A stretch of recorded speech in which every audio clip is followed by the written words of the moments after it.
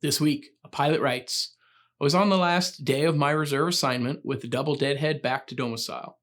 After I was done with my flying, I wanted to get released from both and catch a flight home, but scheduling said they could not release me from both of the deadheads.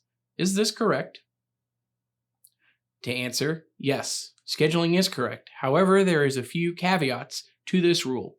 Per section 8E6C, a reserve with a deadhead or deadheads back to domicile on the last day may only be released from the last deadhead in the duty period, and only then if the time and duty at their projected arrival time in domicile is more than 9 hours.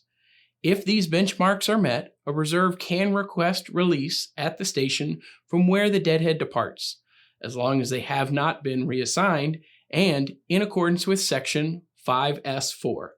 There are no operational problems at the current departure city or the arrival domicile.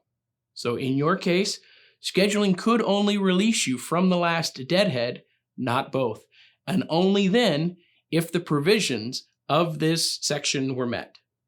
We understand these reserve limitations are frustrating and create an unnecessary disparity between reserve and line holders.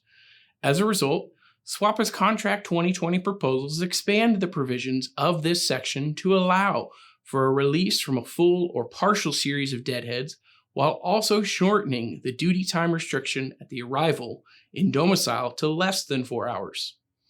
The proposals also remove the irregular operations limitations, meaning a request for release would only be denied if the reserve has already been assigned or reassigned additional flying at the time of the request. These improvements, combined with others like release to check-in, seek to align a reserve pilot's experience with those of a regular line pilot. For more information on reserve improvements, take a look at the August 2018 negotiating point on swapa.org and the SRC's blog, Blueprint for Success. As always, if you have any contract-related questions, give us a call or send an email.